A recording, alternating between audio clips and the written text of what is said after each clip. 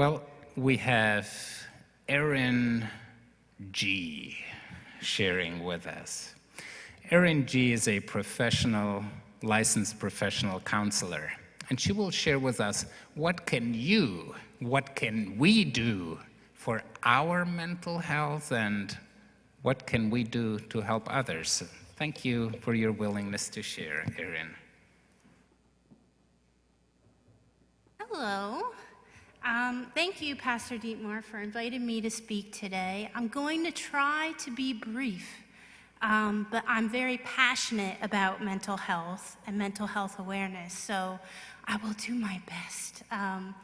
So my name's Erin Goedegebuure. I'm a licensed professional counselor. I've been working in the Susquehanna Valley for 11 years now, which is hard for me to believe.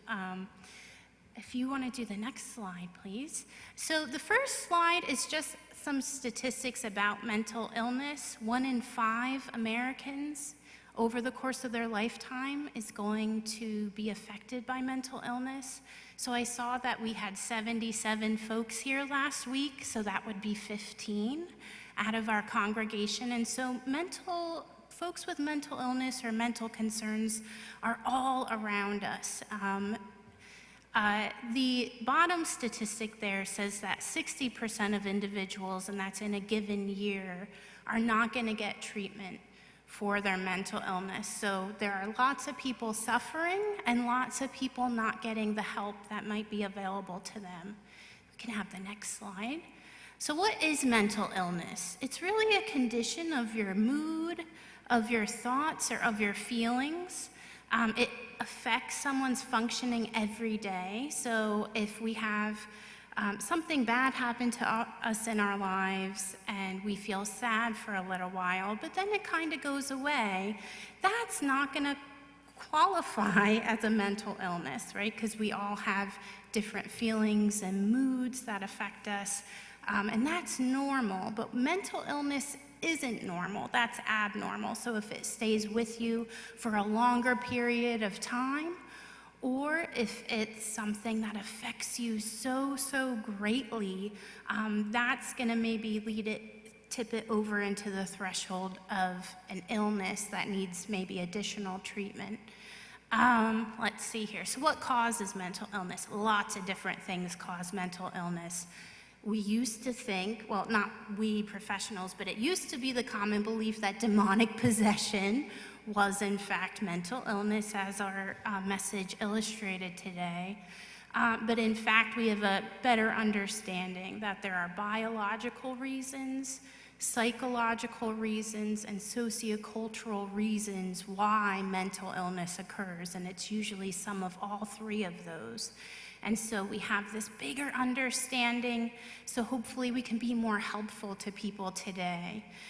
The very bottom point here is every thought you have, every feeling you experience is also a biological happening in your body.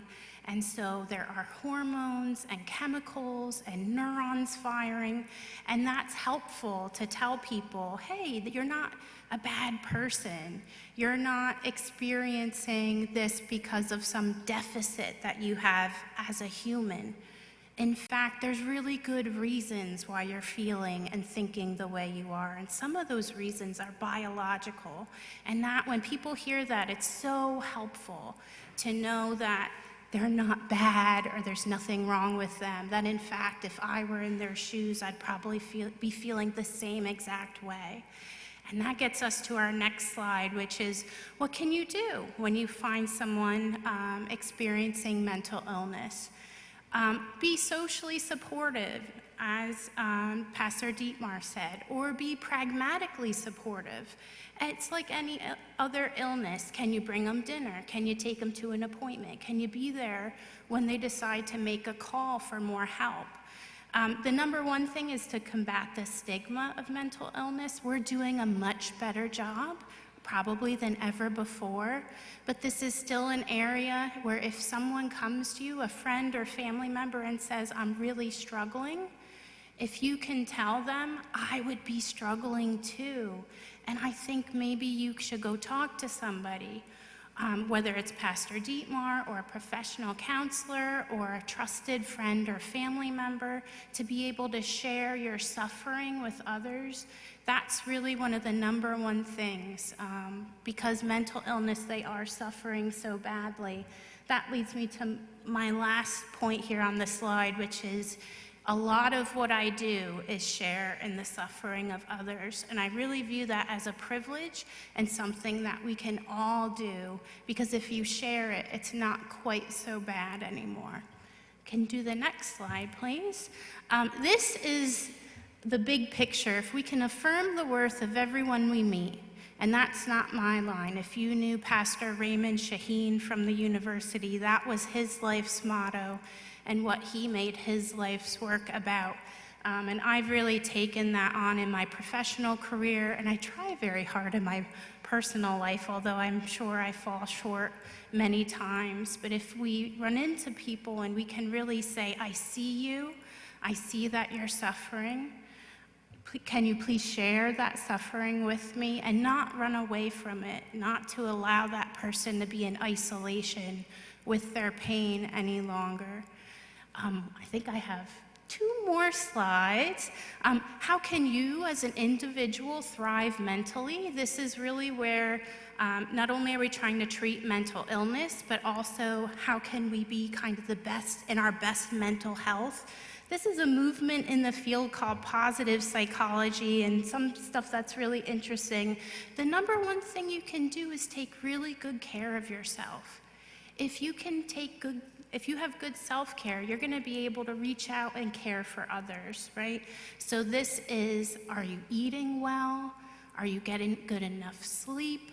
Are you having too much stimulation or too little stimulation? Are you getting good movement with your body?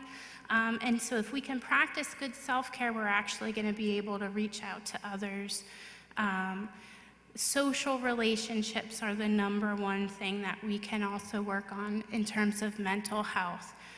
So please go out for coffee, get together for dinner with friends. I'm going to put a special plug in there for men especially. Females tend to be better at these social relationships. Men, you have to work a tiny bit harder because of what society tells us is okay for men to share and not share, especially with other men. Research shows that when females are looking for a therapist, they look for another female. When men are looking for a therapist, they also look for a female. And that's because it's really hard for men to share with other men about their struggles. So please, especially the men in the room, it's okay to have feelings, right? It's okay to express those feelings, and the more we can do that, the more other men are going to feel comfortable talking and being with you. The very last slide, I just have a few resources. This is where I found a lot of the statistics I talked about today, but NAMI, the National Alliance on Mental Illness, is a good source of just really information about all the different mental illnesses that people can be affected by. SAMHSA is the Substance and Mental Health Services Administration. That's about substance abuse, which is another major factor, especially in our area, that affects folks. And then the final website here is psychologytoday.com. That's a really good resource to find a local counselor or therapist, and you can even plug in what kind of health insurance you have, and it'll pop up hopefully a long list of folks who accept your insurance and that you can call and get an appointment with. If anyone has additional questions, I'm happy to talk with you more. And Pastor Dietmar can certainly give my information to someone who might need just a resource. So thank you so much for listening, and have a great day.